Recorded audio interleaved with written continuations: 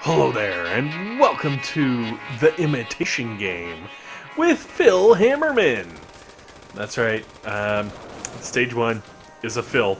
Now, I'm smoking my way up the right-hand side because I'm lazy, and really it's more just to speed things up. If you go around the left-hand side and you're a lower level, it's going to work out way better for you. You're not going to have to smoke anything. It'll be nice and easy.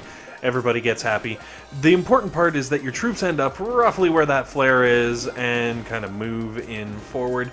Now the beauty is you're going to be able to get all kinds of extra energy, which you can then use to blow up the sniper tower and the machine gun right there.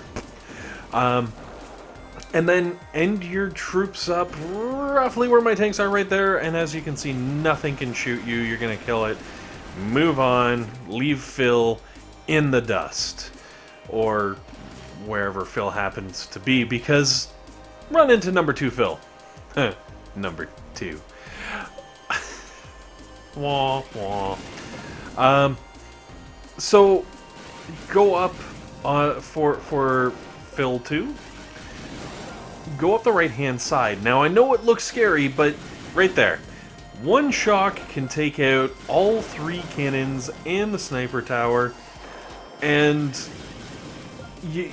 worst case scenario, you take out the leading cannon. Best case scenario, maybe you take out a couple of buildings based on, you know, level and what you can get away with and whatnot. And then you just need to park your tanks over on the side there, and they will blast down Phil's home? Oh, poor Phil. Now I feel kind of bad. Because like 7 or 8 Phils... Oh, wow. Prototype part and a crystal. Sorry, and a Phil number 3. Really nice about this base, if you are a lower level person, aim your artillery and barrage in between buildings like I just did with that barrage on the boom cannon. You'll be able to take out a lot of buildings and recoup a lot of energy, which will allow you to continue going crazy and blasting your way through the entire base. Obviously, the boom cannon closest to the HQ, you're going to want to throw your artillery at that one, and your barrages at the boom cannon furthest from the HQ, and you're going to get a nice easy win. You can take out the sniper tower, I guess, if you really want. Like, it's almost free because you're getting so much energy back. It works out great. And then we can move on to Stage 4. Now, Stage 4, I buggered up. I'm not going to lie. Stage 4, Phil, took me for a ride. Now, behind the statues at the very front of this base is where Phil 4?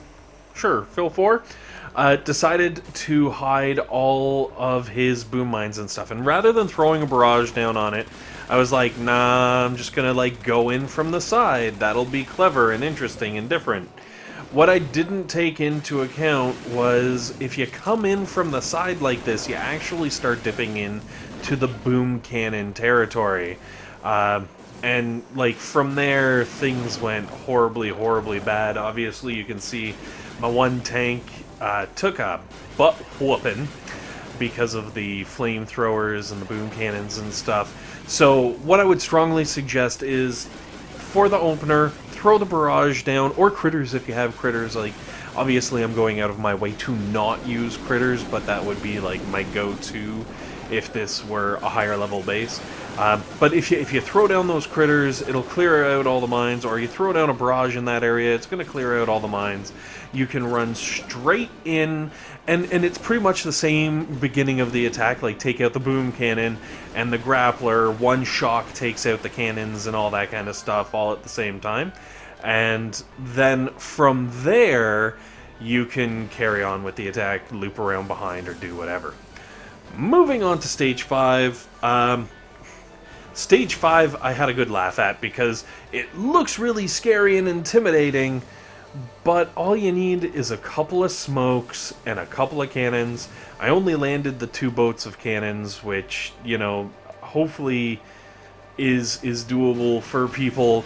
Worst case scenario, you could always do, like, I don't know, I guess really, you could probably get away with Smoky Hookah on this level really, really well. But if you're doing the Smoky Cannons, you don't really even need the medics to back in, and all you got to do is get them to that back corner. Well, really, all you need to do is get them past the blaster there, and your tanks are going to just kind of roll through all of this free energy that... Oh! I was going to say Phil, but this is Thako? Thako. I'm going to go with Thako. Thako, Rocco, Thako. That's right. I'm not even going to go there. Thako.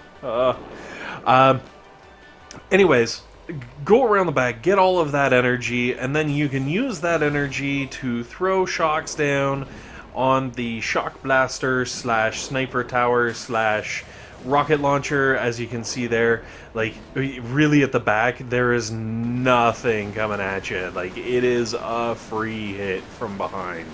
And like, even, you know, I didn't land all the boats and everything, but my energy is actually higher than when I started my attack. So it gives you an idea of, you know, if you can pull it off, it'll work fantastic. And then we got to Optimus Luke? HDH? HDH. Why does that sound familiar? HDH is a chemical compound for some... Anyways, Luke HDH has a fantastic base too. Unfortunately for him, well, fortunately for him, I accidentally landed an extra boat. I dropped some Grens, which is ridiculous. I fully did not intend to do that, and I was going to actually retreat, but then I was like, oh, persistent. Oh, darn it. So I decided to instead just start throwing down some smokes with the Grens and the tanks. It's kind of like Smoky Hookah Worst Dream Edition, or Worst Nightmare Edition, I guess it would technically be, just because the Grens are so much faster than the tanks. But it's okay. The important bit is we did get everybody up in there without any real problems. I guess technically I lost a little bit in the way of Grens, but, you know, whatevs. The important part is, if you can get into this corner with pretty much anything, you're 100% safe. Like, you can see the rocket launchers are not even firing. Like, if you've got Zookas back here, you're gonna win. If you got heavies back here, you're gonna win.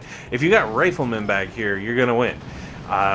Honestly, if it weren't for the fact that I was trying to show how to get in there and how to deal with this with troops, you could GBE this base into oblivion, not even have to worry about it.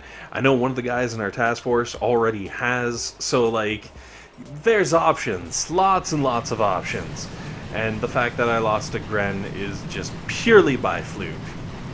Anyways, then we move on to Stage 7 with Officer Rusty. Boy. Nobody named Rusty has ever been made an officer of anything. Well, okay, maybe, but Rusty, I feel like it's like... Anyways, I'm not gonna talk about the 1940s and, you know, the, I guess, middle... What is it? Midwest? Midwest is part of the Americas. Yes, the Midwest, you know, like on a farm. Anyways, because every level was so cool and easy, we obviously made it to Stage 7 with all of our attacks remaining, which means I'm gonna do lazy style and just start blowing buildings up. Now, I'm blowing buildings up because I'm crazy and because I want to be able to, like, show you kind of a path that you can look at doing with troops if you're willing to lose troops. But honestly, what it comes right down to is this HQ, like, if you finish with 3 or 4 attacks, or however many attacks you have when you hit 7, if you haven't failed at all, you can just barrage an artillery the headquarters down, like, over 2 or 3 attacks. have a, like, no troop landing win of stage 7 and stuff. I know a lot of people do it, but, you know, if you've got the energy, do it, and if you don't, I guess follow along and do sort of the same things that I'm doing here, which is kind of softening up the base as much as possible. Now, the boom cannon and the shock launcher over here, they kind of don't have to go, but at the same time, I feel like it's almost free energy, because the shock launcher is touching the iron storage and a cannon, and like you can blow up all of the things and get extra energy back. Same with this boom cannon and the gold storage and the lumber. Like, there are a lot of buildings touching for this base, and I feel like, you know, it can give you a lot of energy back, making it really easy to bombard this, even if you're at like lower levels. Okay, so landing troops on the third attack on old Rusty's. That name just really Rusty? Rusty? Actually, now I kind of want to rename Phil Rusty. Rusty Hammerman. Nah, gonna leave it as Phil. Alright, so I led with the Grens, just because the Grens are more than adequate to really soften up a lot of the buildings and kind of get the ball rolling. But make sure you land the tanks soon enough that they can actually get out there and get in between the defenses and the Grens. As you can see, the sniper towers and the rocket launchers and the cannons and stuff, once you get into around this area, they're going to start turning towards your Grens, and if your tanks aren't in the way, bad things are going to happen. Now, I've obviously got an absurd amount of gunboat energy. I'm just going through with minimal use of energy, because if you don't have as many extra attacks, hopefully you can decrease the number of attacks and, you know, make things happen. Anyways, guys, thanks very much for watching. Hopefully this has been helpful. Hopefully it's been entertaining. And most importantly, hopefully you guys have a fantastic day.